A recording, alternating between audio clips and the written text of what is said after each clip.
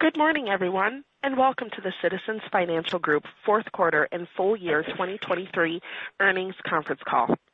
My name is Keely, and I'll be your operator today. Currently, all participants are in a listen-only mode.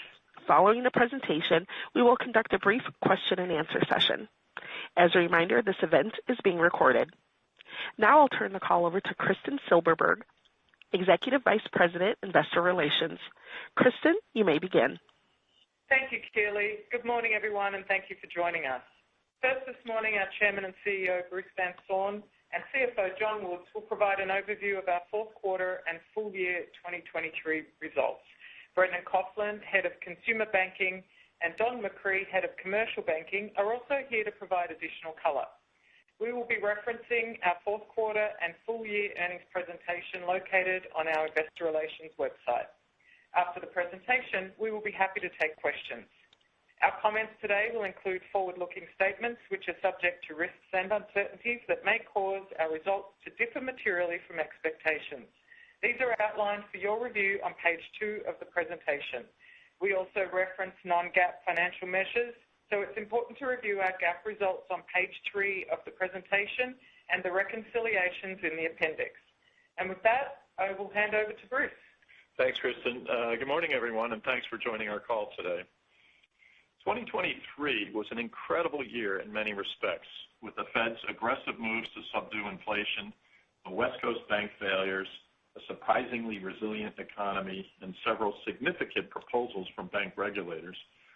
It was important in navigating this dynamic environment to focus first on playing strong defense while continuing to play disciplined offense and take advantage of opportunities in the market. Defense starts with the balance sheet and risk management, and I feel really good about how we ended the year. Our capital position is one of the strongest among the large regionals, with a CET1 ratio of 10.6%, CET1 adjusted for AOCI of roughly 9%, and a tangible common equity ratio of 6.7%. Our liquidity position is at an all-time best, with a loan-to-deposit ratio of 82%, pro forma Category 1 LCR of 117%, and 156% liquidity coverage of our uninsured deposits. Our ACL ratio is at 159% compared to 130% pro forma Day 1 CECL, and general office reserves are at 10.2%. We continue to be very disciplined in terms of lending risk appetite and are focused on deep relationships which deliver stronger relative returns. We are using a non-core strategy to run off loans and free capital for better opportunities. On offense, we have several important initiatives we are driving, such as the private bank build-out, the New York City Metro initiative, our focus on serving private capital, and growing our payments business. These are all tracking well. In particular, we are pleased to see the private bank team reach $1.2 billion in deposits soon after our launch in late October. Our financials over the course of the year came under some pressure, primarily given higher funding costs.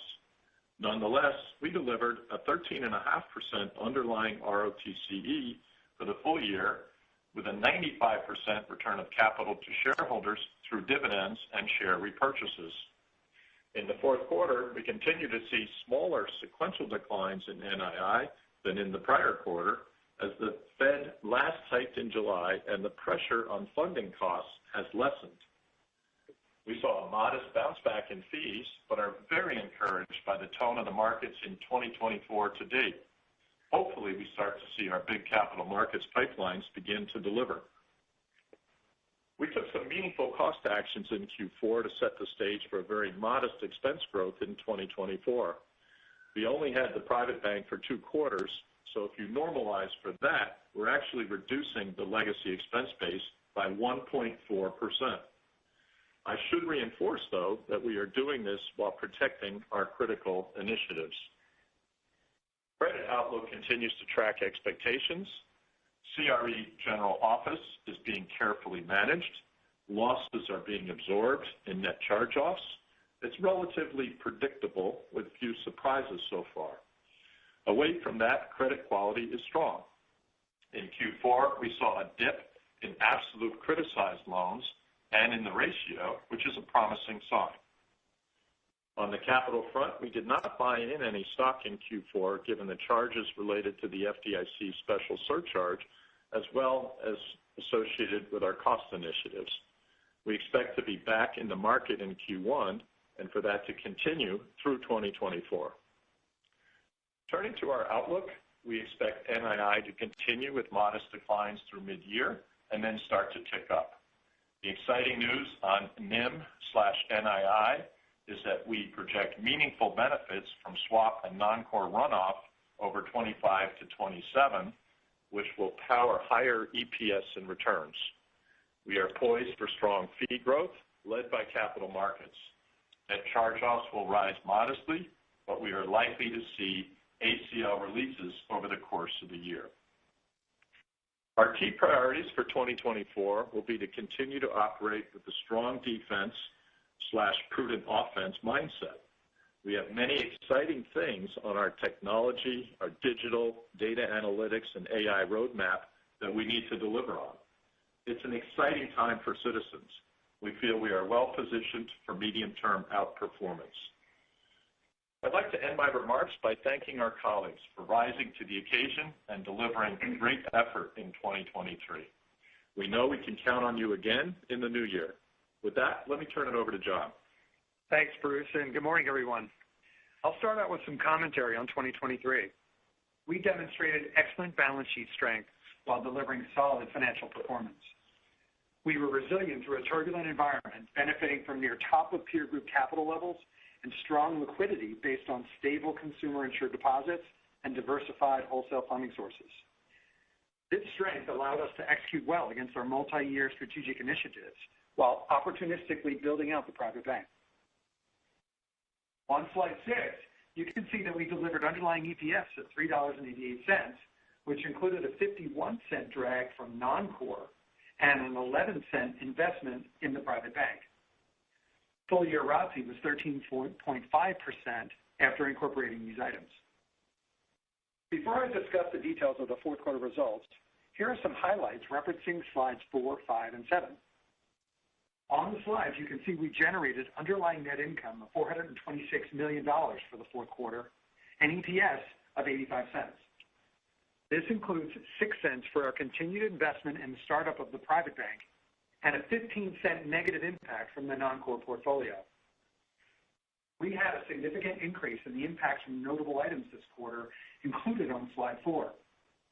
The largest driver was the FDIC special assessment, followed by elevated top and severance-related expenses attributable to meaningful headcount reduction. Our underlying ROTCE for the quarter was 11.8%. Our legacy core bank delivered a solid underlying ROTCE of 14.8%. Currently, the private bank startup investment is dilutive to results, but relatively quickly this will become increasingly accretive. The private bank is off to a very good start, raising about $1.2 billion of deposits through the end of the year, of which more than 30% are non-interest bearing. While our non-core portfolio is currently a sizable drag to results, it continues to run off, further bolstering our overall performance going forward. We ended the year with a very strong balance sheet position, with CET1 at 10.6%, or 9% adjusted for the AOCI opt-out removal, and an ACL coverage ratio of 1.59%, up from 1.55% in third quarter. This includes a robust 10.2% coverage for general office, up from 9.5% in the prior quarter.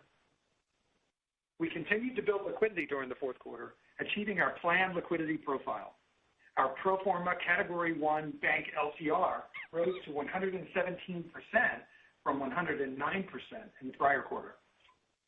We also reduced our period-end FHLB borrowings by $3.3 billion quarter over quarter to $3.8 billion, and our period-end LDR improved linked quarter to 82% from 84%. Regarding strategic initiatives, as previously mentioned, the private bank is off to a great start, and TOP continues to contribute. In addition, New York Metro is tracking well, and we are poised to capitalize on the growing private capital opportunity. Next, I'll talk through the fourth quarter results in more detail, turning to slide 8 and starting with net interest income. As expected, NII is down 2% linked quarter, primarily reflecting a lower net interest margin, partially offset by a 2% increase in average interest-earning assets. As you can see from the NIM walk at the bottom of the slide, the combined benefit of higher asset yields and non-core runoff were more than offset by higher funding costs and swaps, the net impact of which reduced NIM by 3 basis points to the 3% level. The additional 9 basis point decline to 2.91% was due to the impact of our liquidity build, which was neutral to NII. Our cumulative interest-bearing deposit beta increased a modest 3 basis points to 51% as the Fed has paused, and we see continued but slowing deposit migration. We expect this moderating trend to continue until the Fed eventually cuts rates. Overall, our deposit franchise has performed well, with our beta generally in the pack with peers. This is a significant improvement compared to prior cycles when our beta experience was at the higher end of peers.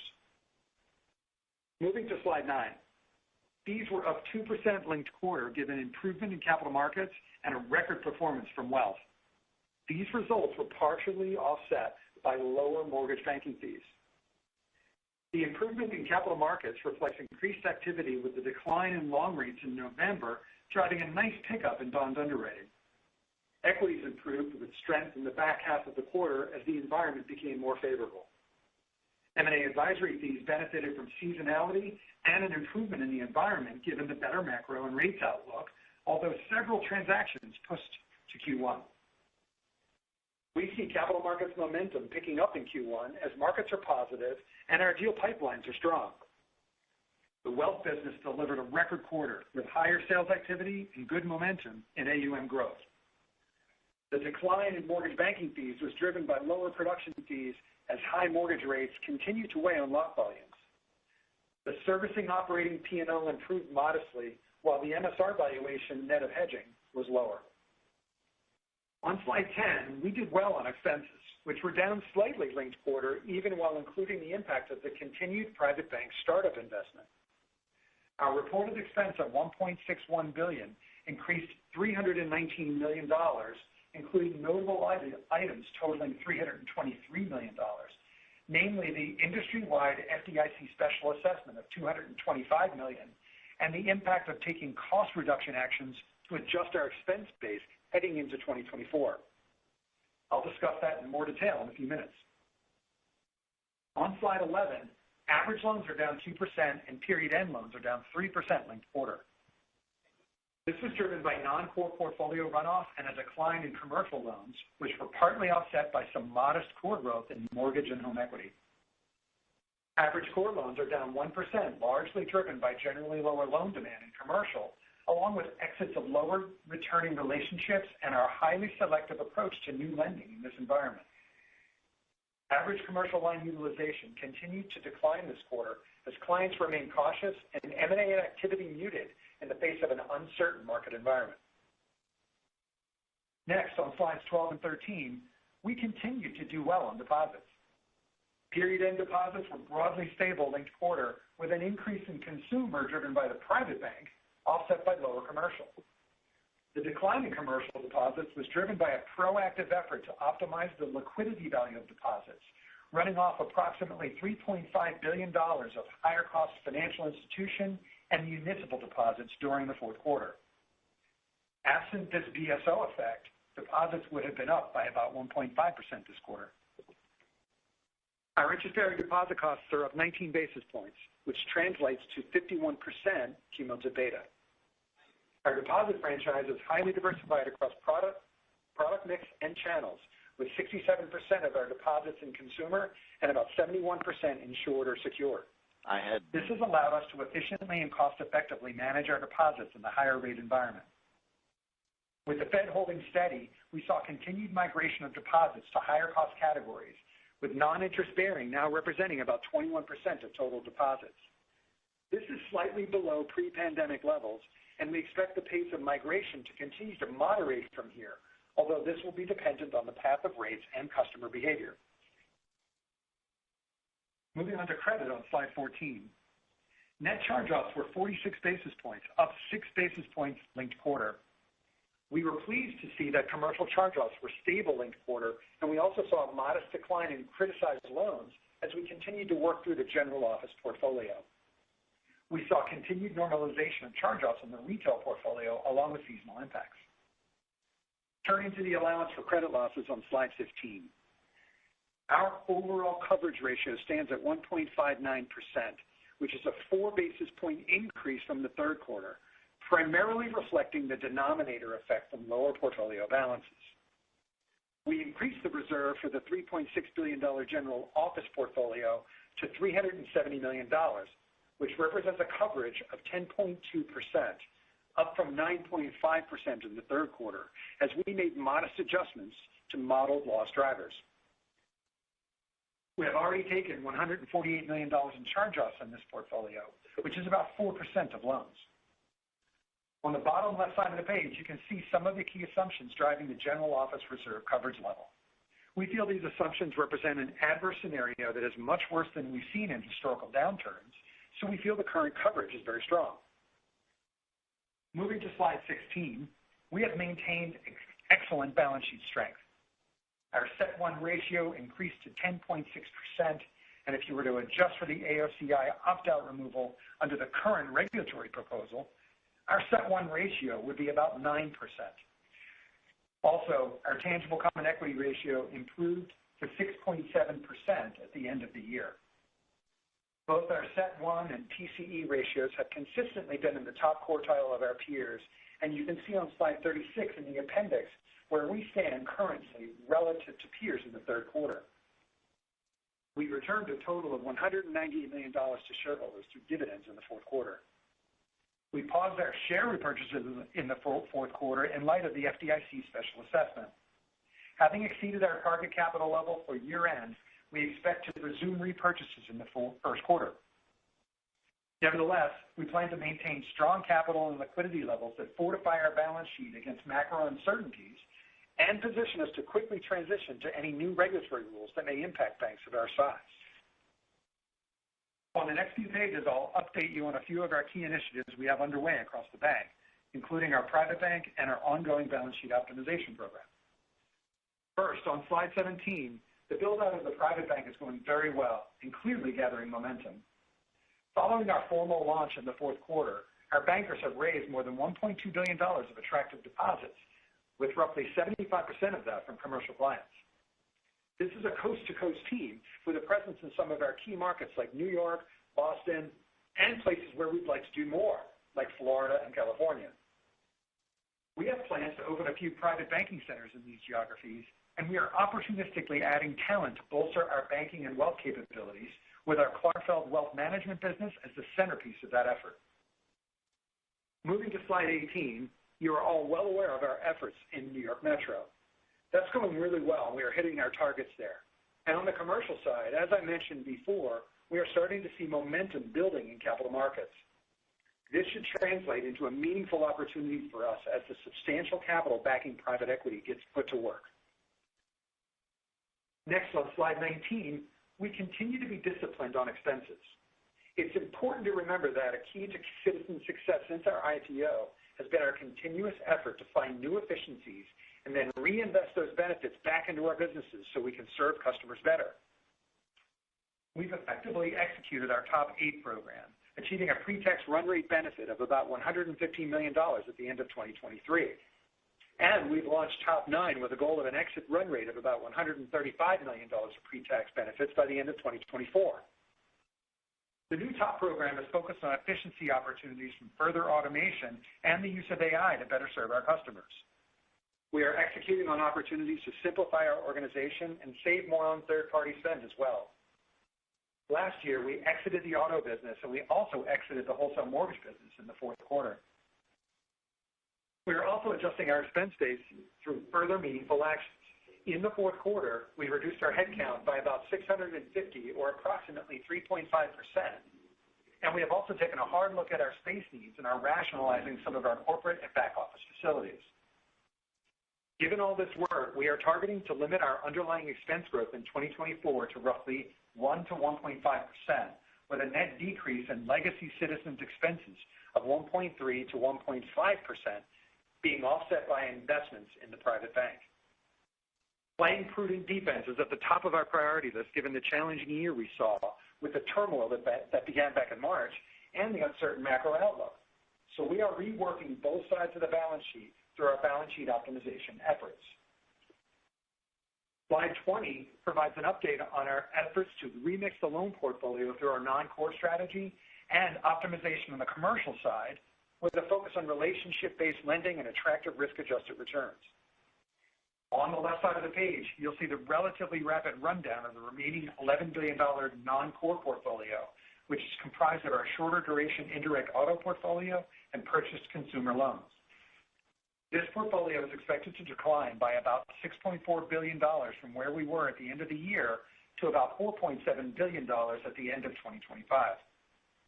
And as this runs down, we plan to redeploy the majority of remaining cash paydowns to a reduction in wholesale funding, with the remainder used to support organic relationship-based loan growth in the core portfolio.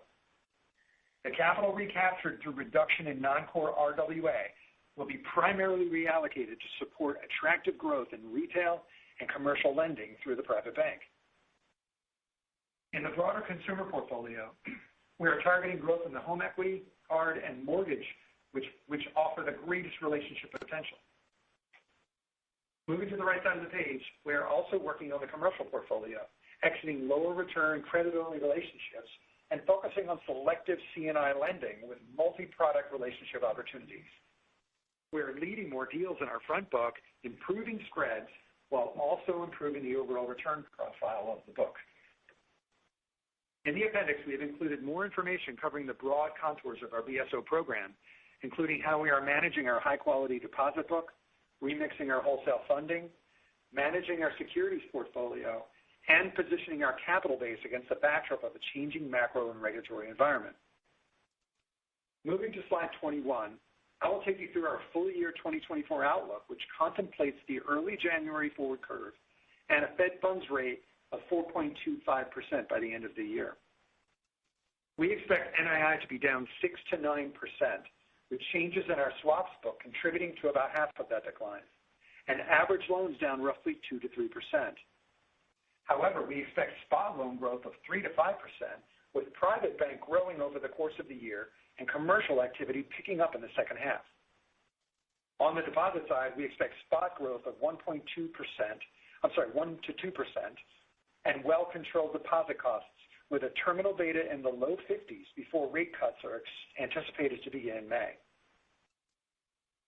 We expect our net interest margin to trough around the middle of the year and average in the 2.8 to 2.85% range for the full year, and we expect to exit the year around 2.85%.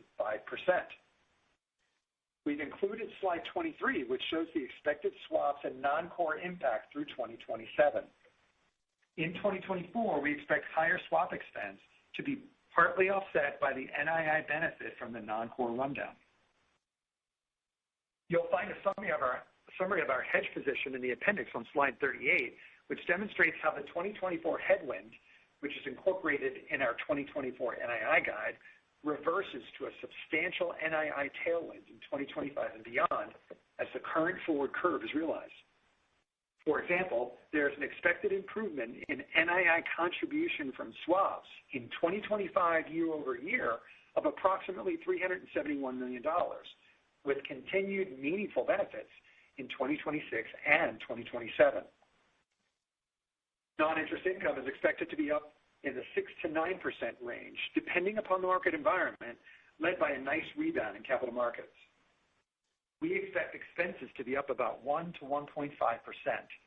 Excluding the private bank, this would be down 1.3 to 1.5%.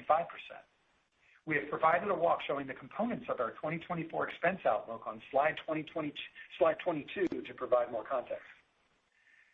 NCOs are expected to average about 50 basis points for the year as we continue to work through the general office portfolio and expect further normalization in retail. Given macro trends, our remixing of the balance sheet through commercial BSO and the non-core strategy, and expectations for modest portfolio growth, we will likely see ACL releases over the course of the year. We plan to resume share repurchases in the first quarter in the $300 million range, with more over the course of the year depending upon market conditions and loan growth. Taking that into account, we still expect to end the year with a strong CET1 ratio of about 10.5%, which is at the upper end of our target range. Putting it all together, we expect to return to sequential positive operating leverage in the second half of the year, with PPNR troughing in the second quarter 2024.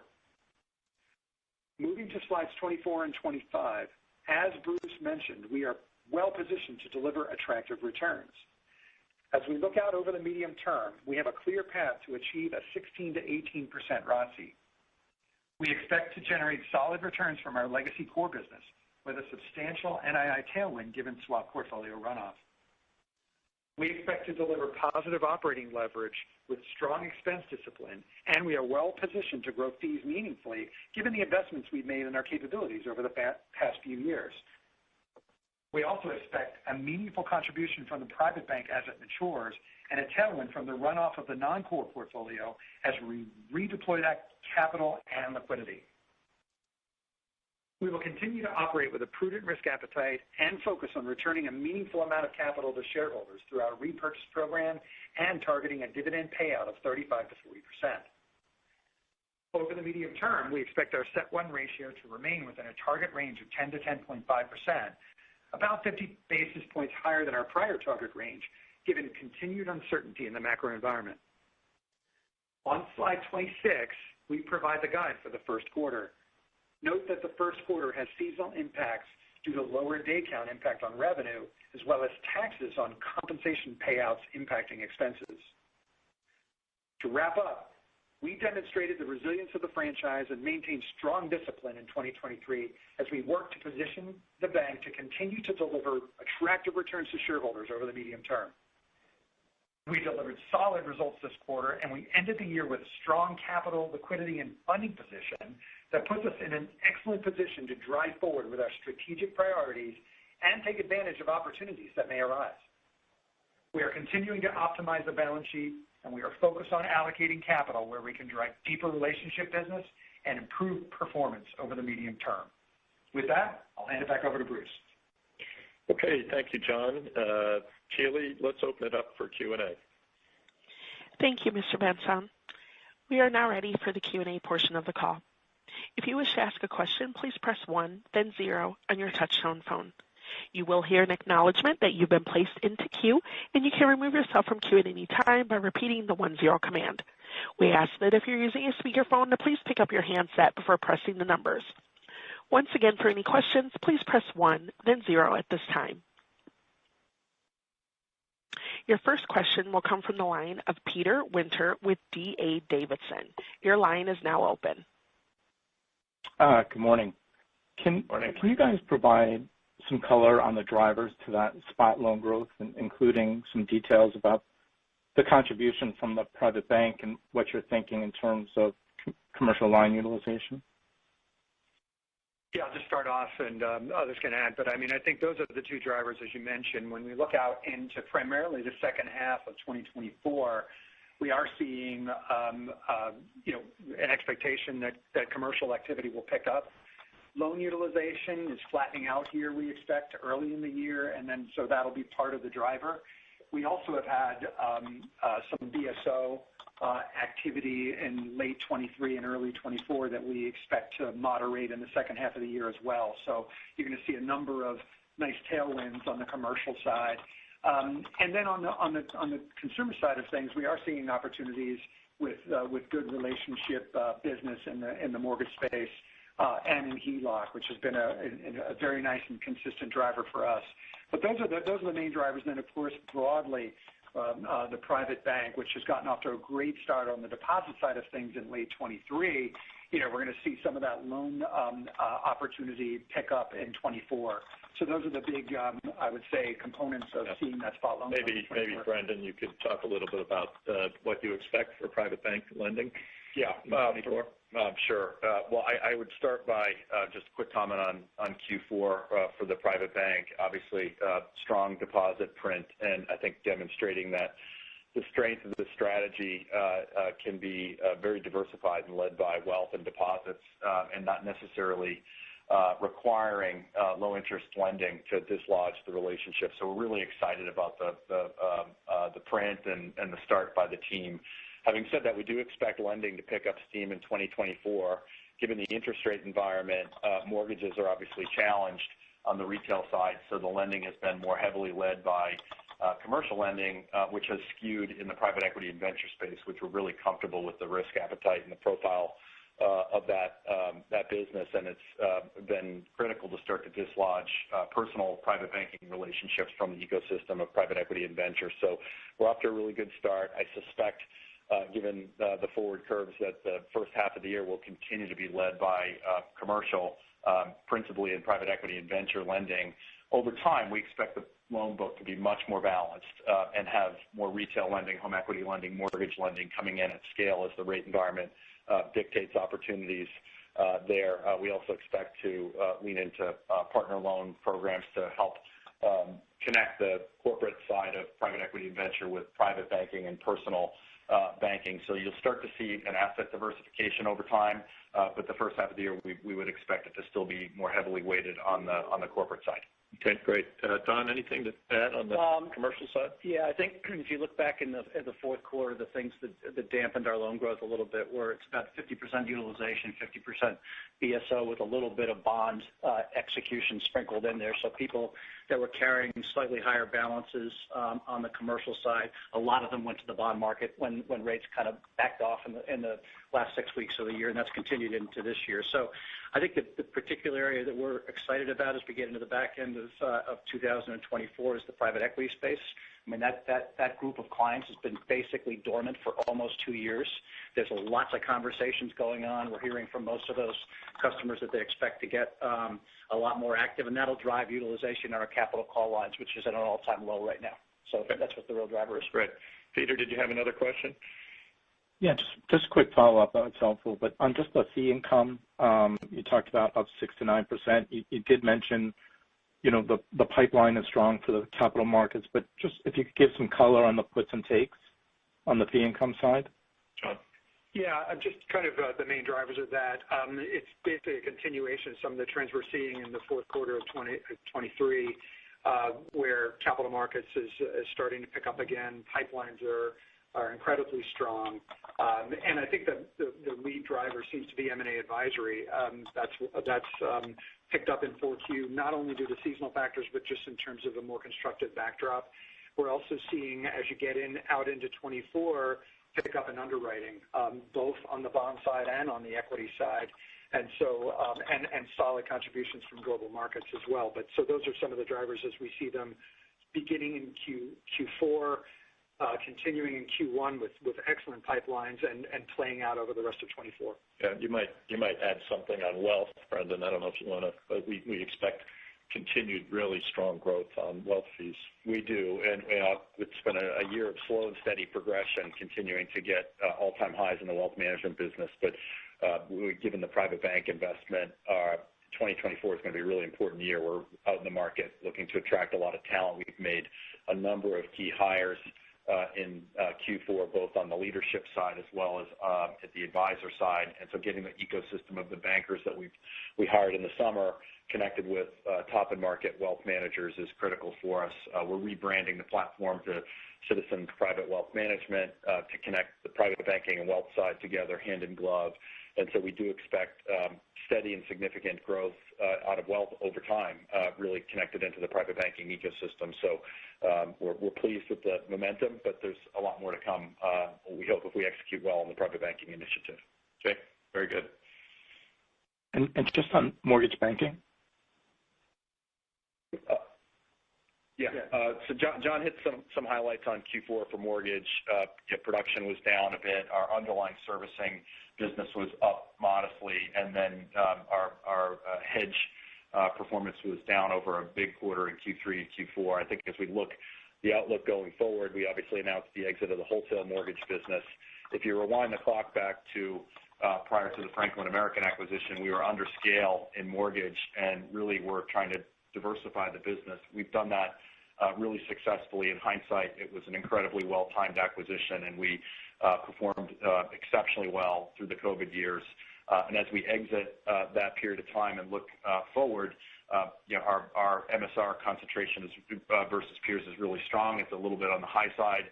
We looked at our business model and said, wholesale mortgage, we're one of the only lenders in there. The margins were really challenged, and the outlook for rates don't necessarily suggest a boomlet of refi activity in the medium term. And so wholesale mortgage being a non-relationship business, we decided that it was time to move on, and we're committed to correspondent. We're really committed to retail mortgage for relationship lending. So, but despite rates coming down, we do expect the mortgage market to be, call it a $2 trillion originations platform in 2024, which is about a normalized mortgage market. So we should see some modest uptick in originations, and with rates coming back down, the servicing business might see a little bit of offsetting pressure. So I think we feel like we're in the right zone in terms of mortgage performance with where we're at Q4, within a range of normal volatility, and we're going to make sure that we're executing on driving up returns higher and making sure we're allocating balance sheet to deep relationship-based customers, whether it's in the private bank or in the core retail business, to continue to offer that product to our very best customers. Yeah, just to wrap all that up, in 24 we do expect volumes to improve as well as margins. So that's another tailwind as we get into next year in terms of the production business. Okay, thank you, Peter. Next question. Thanks a lot. Next question will come from the line of Matt O'Connor with Deutsche Bank. Your line is open.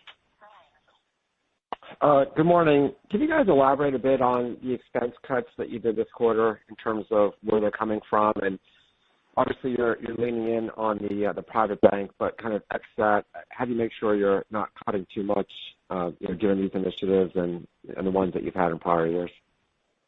Yeah, I'll start off here, but I think we have been very, very diligent in kind of looking at staffing levels across all the different activities in the bank and seeking efficiencies. There's always the playbook where if you kind of eliminate your bottom X% of performers and redistribute some of the work, that you can kind of run a little leaner. And so we've gone through that exercise to make sure that we won't be caught short in any areas. We carved out important areas like risk and audit and some of the control areas, so they were spared kind of from taking reductions. And then we also carved out the areas that are important investment activities. And so, the roll-up of all that, Matt, comes to a relatively modest number, 3.5% of total staff count.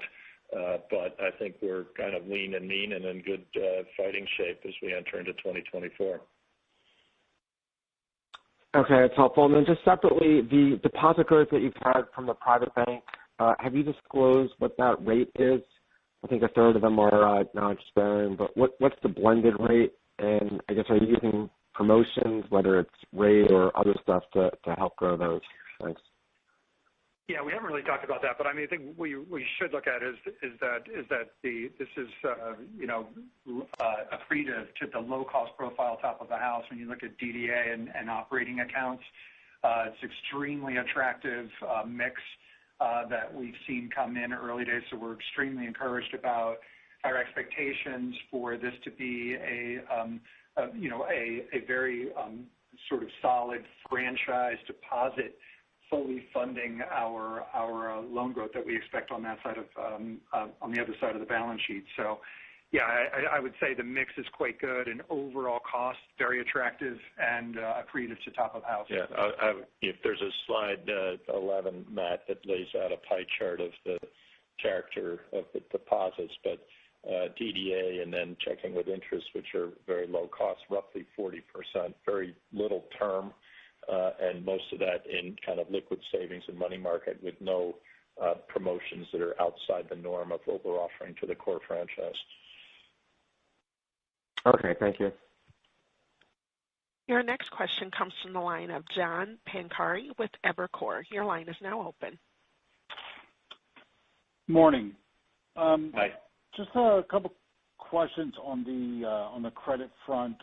Charge-offs came in at around 46 basis points in the fourth quarter. You expect an average of about 50 basis points overall in 2024. Can you maybe talk to us about where you expect losses to peak and to hit that 50 bips for the full year, and what gives you confidence that they can remain there? And then similarly, on the reserve front, I know you added to reserves in the fourth quarter, but you implied you could see releases in 2024. What do you need to see to drive the releases? Thanks. Yeah. So I'll start, and John can then give some more color. So I think the kind of push that we've seen higher over the course of 23 that could continue a little bit higher into 24. So going from 46, say, to 50 is kind of twofold for the most part. One is the CRE general office is, we're watching the maturity wall, and we're on top of all these credits very carefully, and we're working them out. And as I said in my opening remarks, a lot of this is fairly predictable.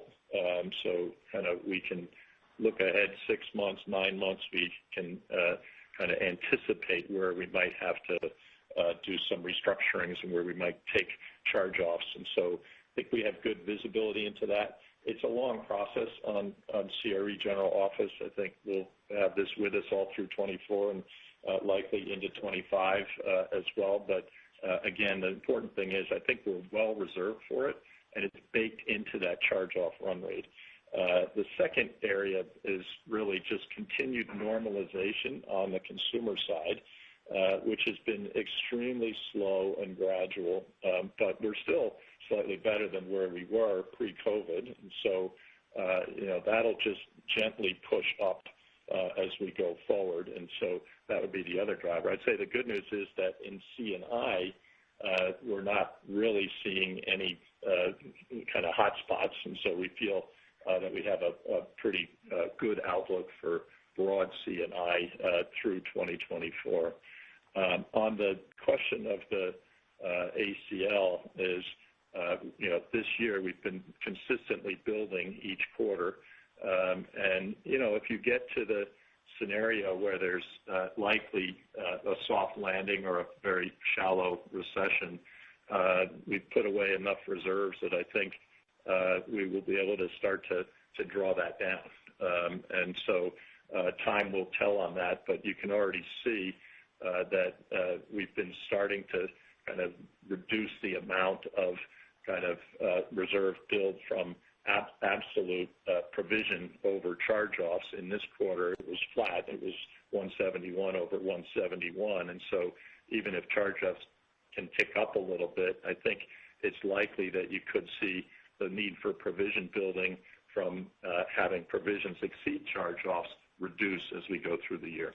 I don't know, John, if you want to add any color to that. Yeah, just a little bit. I think that all makes sense. And I'd say that the drivers of where you want to be with your reserve is we have a relatively conservative economic environment predicted over the horizon, which is a mild to moderate adverse outcome. So that's built in. We think that we're seeing stabilization in terms of the performance of the back book in our loan book. So we see visibility into the charge-off outlook, and then the build, which is could be the other driver of ACL when you're building loans. What we're rotating away from and building into, there's actually a net flat to improved profile in terms of the very high quality origination front book in the private bank and commercial that we're putting on the portfolio in 24. While other stuff with maybe a higher ACL load is running off in the back book. So those are the things I would just add to what Bruce said. Yeah. Great. All right. Thank you for that. And then separately, on the capital front, you indicated that you expect to resume buybacks in the first quarter of 24. And maybe if you could help us possibly quantify the pace of buybacks that's fair to assume. Could you be back at that $200 million quarterly rate, or how should we think about that? Thanks. Well, at this point, we've given a kind of firm estimate for the first quarter of about $300 million. So we probably, with benefit of 2020 hindsight, could have bought some in the fourth quarter, but water under the bridge for 10.6. So we have a little above target capital to kind of play with, if you will, in the first quarter. And then in the first half of the year, we're not going to have much net loan growth. Non-core is going to be running down, and we don't really see the flex in lending coming till the second half in the private bank and commercial, as John indicated. So I think the buybacks would tend to be more first half oriented, but a lot can happen over the course of the year, and so I'd kind of defer from giving a kind of quarterly run rate, just to say we'll have a solid print in the first quarter and likely more in the second quarter, and then we'll see how the year plays out. Yeah, and I just would reiterate our capital priorities are a strong dividend, and if we have opportunities to put capital to work, serving clients and driving great, really strong risk-adjusted returns, that's our preference. And when that moderates a bit, that's when you see us give it back in the form of buybacks. And so we're in an extremely strong position to be able to have the opportunity to trade this off. And one last add-on point to your add-on point is, I would say I'm really happy to be buying my stock at these levels because we think it's great value. Yeah. Well said. Okay, great. Thank you. We'll go next to the line of Ebrahim Poonawala with Bank of America. Your line is open. Hey, good morning. Morning. I guess maybe one question for you, Bruce. As you think about capital deployment, you've been pretty busy last year in terms of the strategic actions. Just wondering, where do you see, like, as you look at investment opportunities for the franchise, are you done for now in terms of putting the big pieces in place, or how are you thinking about new things and new investments that we could see either on an organic basis, team lift outs, or just outright M&A? Yeah, good question. I would say the orientation right now is for backing our organic initiatives. So we've mentioned the private bank, and we need to continue to invest there to get that off the ground and make it a big success. And we've been investing in the New York marketplace, and certainly to get your brand awareness up is expensive proposition, but we're doing that, and that is showing very good results. There's certain businesses like payments that are, I think, going through a lot of change, and that change always presents opportunities. And so making sure that we're investing to position ourselves to deliver for clients and continue to gain share and grow that business. Those are the things that kind of come top of mind that we're very focused on. I think in terms of acquisitions in our fee-based capabilities, we've made significant investments over time in commercial, and so our M&A size and scale is at quite a good level. So we could be selective there. Don't see anything imminent, but there's possibilities that if there's a industry vertical that makes sense, maybe we could do something there. And then wealth, we've been looking at trying to buy some things. We bought Clarfeld, which has turned out to be a fantastic acquisition, but I think the orientation the rest of this year is to really go the lift-out route and to bring teams onto the platform. And so we're hard at work on that to try to scale up Citizens Private Wealth. So I would say, the franchise is in good shape. There's a lot of initiatives in place that will kind of, I think, have us outperform from a growth standpoint relative to our peers. So I think we can sit back and be selective in terms of deploying capital inorganically. That is helpful. And I guess just one follow-up in terms of, for whatever reason, when you look at your NII and the fee revenue guide in particular, just maybe talk to us around expense flex. If some of these things don't play out as expected, should we anticipate some level of like expense offset, or are you kind of pretty tight given just everything you've done on the cost side? Yeah, I mean, there's always opportunities to look to flex your expense base down. I think we've been pretty hard at it here to get to this level. And I'd say the strategic initiatives offer you some flexibility, but again, if you're looking at the medium term and the longer term, to try to scrape to come up with 3 to 5 cents or something of that magnitude, if that puts at jeopardy your kind of trajectory on things like private bank, it wouldn't appear to be a really advisable decision to take. So we will always look at that. You can trust us to do that. But at this point, we're trying to manage for both near-term delivery, but also with an eye towards the medium term and really getting that ROTCE back into the kind of targeted range. Good. Thank you. Thank you. And your next question will come from the line of Scott Siefers with Piper Sandler. Your line is open. Thanks. Good morning, everybody. Good morning. John, I think you've got 5 rate cuts built into the guidance. Just maybe a broad thought on sort of where the balance sheet is geared now. In other words, I guess more specifically, how would more or fewer cuts impact the NII outlook? Yeah, I would say that we're very close to neutral one way or the other, really up or down. But I'd say that, I think what's important to the outlook is we have deposit migration continuing to moderate every quarter, and it continued this quarter. We expect it to continue next quarter. But, as our outlook is until you get that first cut, it still doesn't completely go away. So we have an expectation the first cut comes in the second quarter, and we get down to around 425. I think that's still holding around where, looking out the window today and in the neighborhood of what the forward curve might indicate. I would say that if there's a slight bias, if the cuts came in a little fewer this year, it would probably, be okay. But nevertheless, that first cut is key, and a general, normalization in an orderly fashion over time is what we think is very good for our balance sheet. Again, staying around neutral with maybe a slight benefit if rates come in a tiny bit higher in 24. The other aspect to that too is just we've had an inverted curve for a long time. So when you think about the medium term, presumably we get back to a point where there's a normal yield curve, which also benefits NII. Yep. Perfect. Thank you. And then also, John, for you, so the liquidity building efforts have introduced some noise into the margin rate, even if they've been NII neutral. I guess just looking at the guidance, presumably that's going to be less of a factor going forward. But just maybe a thought on sort of where we are in that journey.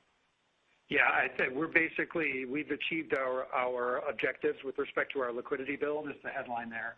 And it's, we believe, a very strong kind of position, being around 117% of the requirements for Category 1 banks. I think that matches our objectives, and therefore going forward, you will not see liquidity being a headwind to net interest margin. Yeah, I think that was something we were talking about in the back half of the year. It affected us in Q3. It affected us in Q4. If you actually look at, I think one of the dialogues on these calls a way back, are we going to exit the year close to 3% underlying? Well, we actually did do that. The underlying performance on our NIM was quite good. It only dropped 3 basis points, which is showing up well relative to everybody who's reported so far. But that liquidity build, which is neutral to NII, took us down another 9. So we end up exiting closer to 290 than to the 3. But that liquidity build is kind of done. And so we can just focus on not having that, excising that from the conversation and just focusing on what the underlying drivers are from here on out. Perfect. Thank you very much. Your next question comes from the line of Ken Usdin with Jefferies. Your line is now open. Hey, thanks. Good morning, guys. Just one follow-up. You mentioned the PPNR bottoming in the second quarter. I'm just wondering, do you expect NII to bottom coincident with that, or would there be a slight timing disconnect based on how the swaps work through? Yeah, I think that is the driver. Basically, that we are looking at NII being That's 75% of our revenues. So yeah, the NII is going to bottom in that quarter as well. But in Q3, Ken, then you'd have other things kicking in, like fee growth strong, loan growth starting to kick in. And so even though the swap is incremental forward-starting swaps, then I think you'd have to look at the whole dynamic around what we expect to see in the business performance that would allow us to absorb that. Yeah, NIM for sure. A quarter later, but PPNR troughs in 2Q. Yeah. Wait, I'm sorry, John. Can you just clarify that again? I didn't want to speak over. Yeah, and I think we're mentioning that the NIM trough is 3Q, but the PPNR NII trough is in 2Q. Okay, got it. And then just looking at the longer-term guidance you gave, just talking about the 325, 340 medium-term NIM range. It seems like that most of that can be gotten from the three buckets that you show, curing from the fourth quarter level. And I see that you put in a 3.25 end of 25 Fed funds rate. So I'm just wondering how you expect deposit costs and just beta to traject. And I know there's a lot of moving parts in there too because of the growth that you're expecting as well and mix changes. But just can you maybe just start by just talking about if you're getting to the low 50s on the way up, just how that expects to act and influences that medium-term NIM range. Thanks. Yeah, it's a big driver. I mean, I think the big puts and takes there. I mean, you've got the swap portfolio, which is a big tailwind, as we've talked about. But if you go over to the deposit side of things, we are looking at deposit migration stabilizing around mid-24 after that first cut in May. You see deposit migration stabilizing, and then as cuts continue, we start flipping to down beta type of expectations versus the up beta. And we look at the early 2000s as being instructive for a lot of this, where that tightening, that loosening cycle or rate cutting cycle would imply a 35 to 40% down beta for the first, call it 100 to 150 basis points. And so that's a good, I think, yardstick to think through our expectation that in the early part of the cycle, our down beta will be less than the full up beta. So our full up beta is low 50s.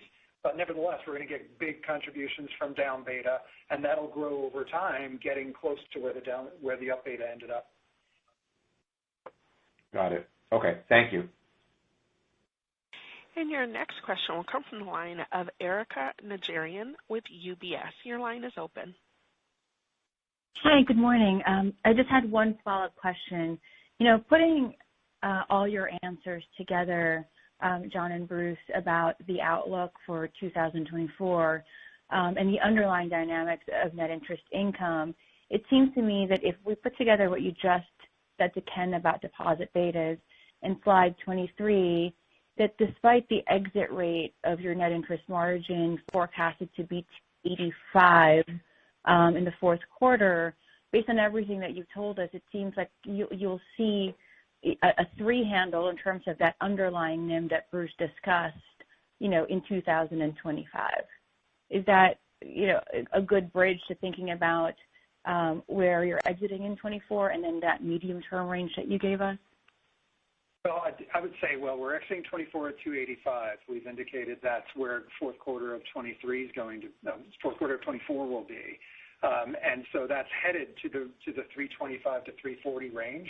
And so you would see us, crossing that 3% level in 25 sometime on the way to 325. Perfect. Thank you. Yep. Thank you. And your next question comes from the line of Gerard Cassidy with RBC. Your line is open. Hi, Bruce. Hey, Gerard.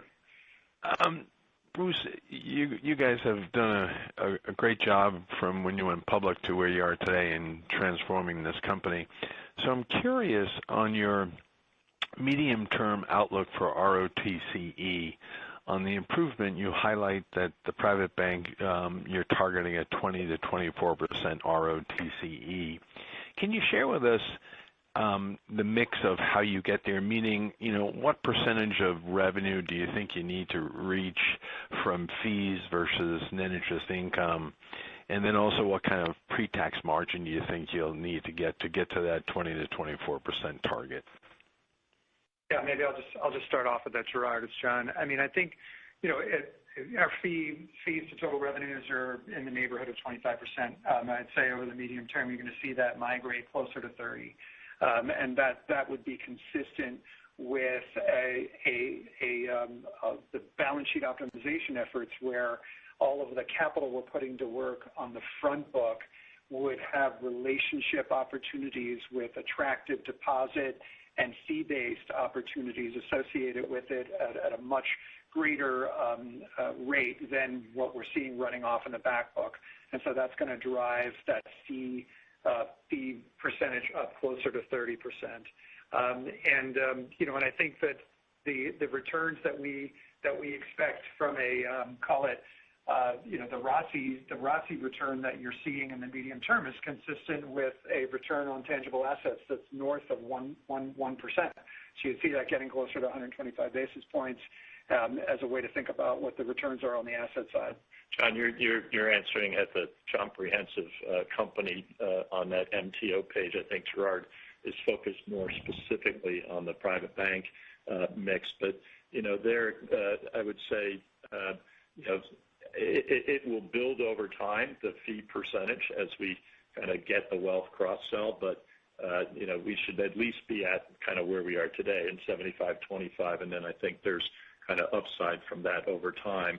And I do think the spread on the private bank assets is very significant today, given the high percentage of low-cost deposits in there. We haven't really seen the loans come on in size yet, but generally capital call lines tend to be priced with a nice return. And I think some of the other business lending and HELOCs and things that we're maintain our price discipline and achieve a good spread there as well. So I think if you looked at kind of mature private banking models, to have a 20 to 25% return on equity is realistic. I don't know, Brendan, if you want to add to that at all. I think it's well said, so I won't repeat it. I just would reiterate that I think the performance in Q4 is in line with what we would have hoped for in terms of the financial profile to drive that type of return over time. Obviously, more loan growth on the come, and a lot of it will come down to our ability to drive wealth at scale. And recall, our targets end of 2025 are $11 billion in deposits, $9 billion in loans, and $10 billion in AUM. So if we deliver that profile, and kind of the expense composition, the profitability profile we're seeing so far is aligned with that return. So we're going to work hard to deliver it, and hopefully our performance from Q4 sustains in the first half. Very good. And then following up, Bruce, maybe some thoughts from your perspective on what we might see in this Basel III endgame. Obviously, there's a lot of talk about scaling it back, and maybe it's going to be a delayed implementation because of all the changes. There's a big focus, as you know, as we all know, on the operating risk in the capital markets businesses. But for the regional banks, it seems like it's more that numerator, including the unrealized bond losses and the available for sale portfolio. But any thoughts from, for Citizens, how you might benefit from a scale back of what was initially proposed and what will be the final proposal?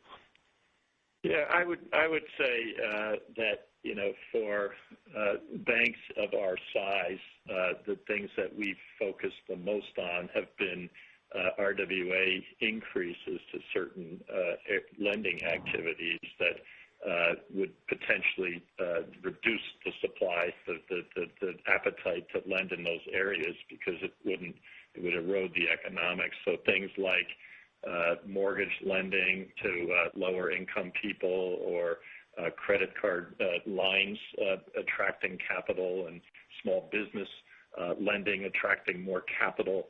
I think those flaws in the proposal have been well chronicled, and even though they don't result in a meaningful RWA inflation for us, I mean, we're stewards of the U.S. economy, and we'd like to see those things adjusted. That's been, for kind of banks our size, I think the kind of main thing at top of the list. I think the operational risk kind of increases affect the bigger banks more, but nonetheless, they seem to have a fairly big thumb on the scale. And so that likely, I think, will have a rethink, and maybe those come down to some extent. That would benefit everybody, but probably the big banks more than banks like ourselves.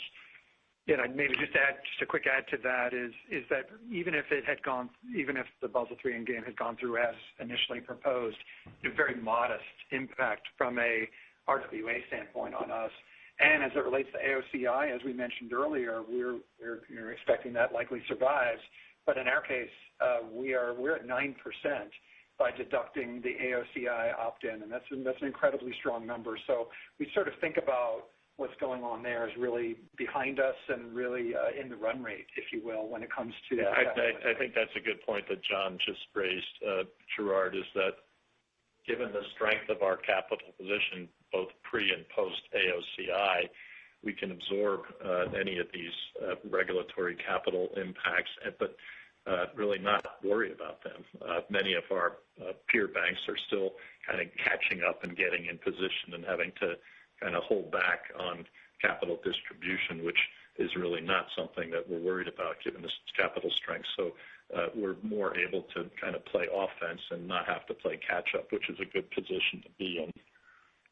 Absolutely. In fact, Bruce, you bring up a good point in your guidance on the median term for the total company, legacy core ROTC of 15 to 17%. You guys point out significant share repurchases.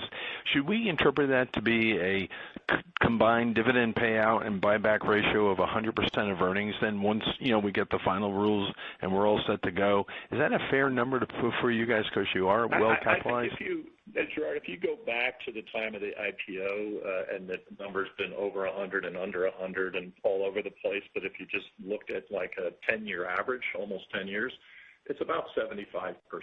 And so, having enough capital to actually grow your business and lend to customers, you have to certainly work that into the equation. But, to the extent, as John stated, the priorities, dividends number one, using capital to support organic growth, principally in the loan book, and then repurchasing shares. I think if we get our returns into that level, we'll be returning high levels of our earnings back to shareholders, both through the dividend and through consistent share repurchases. And we should be viewed as a capital return story.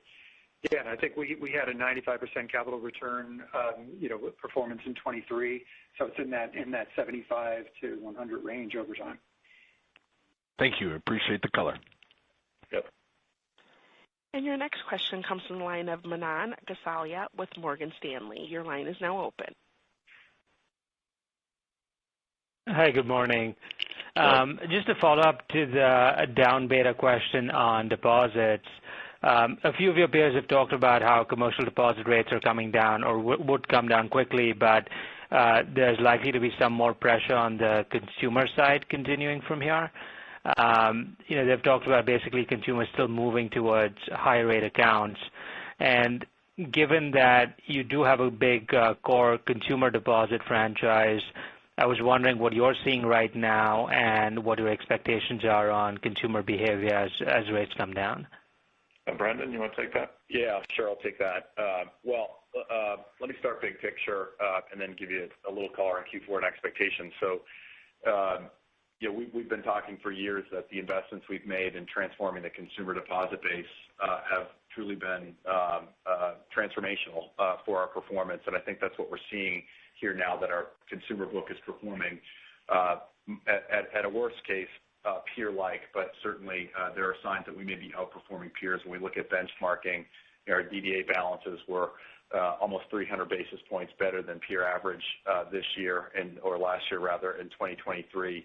And our net deposit growth was actually a couple of hundred basis points better than peers as well, while our betas have been modestly better. So you look at that equation, better deposit growth, better beta, really grounded with an outperformance in DDA. That's a good place to be, and I expect, regardless of what consumer behavior conditions we face in 2024, for our relative outperformance to sustain, and we're seeing those signs already.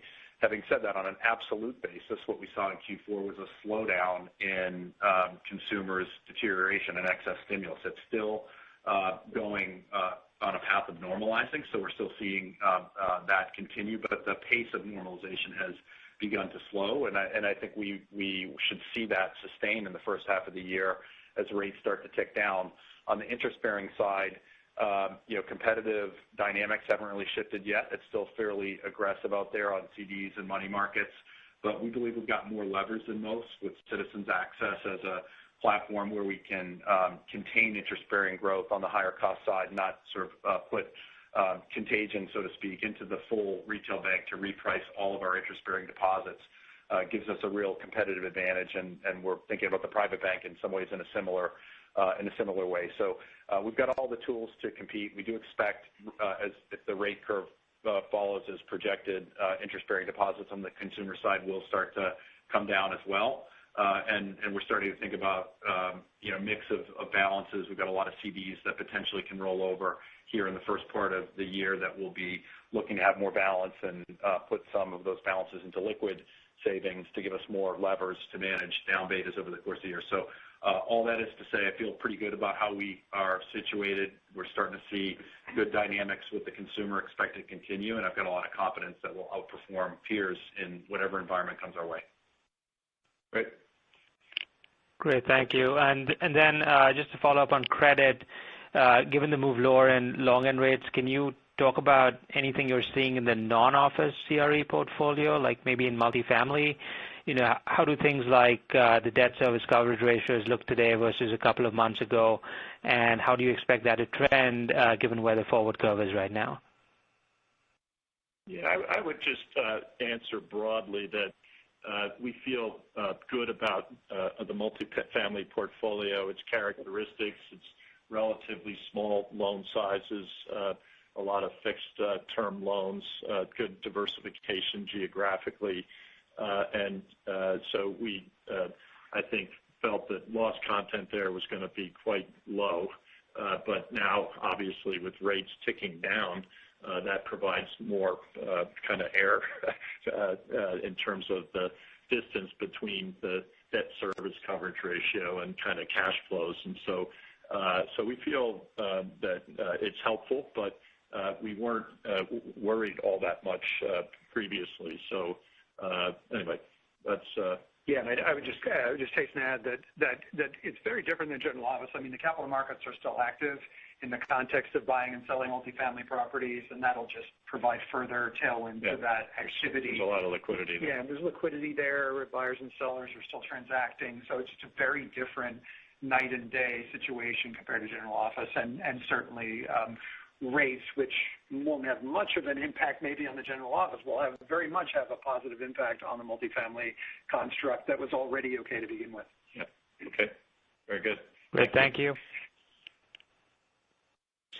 And there are no further questions in queue. And with that, I'll turn it over to Mr. Van Saun for closing remarks. Okay. Great, Keely. Thanks again, everyone, for dialing in today. We appreciate your interest and support. Have a great rest of the week. Thank you. That concludes today's conference call. Thank you for your participation, and you may now disconnect.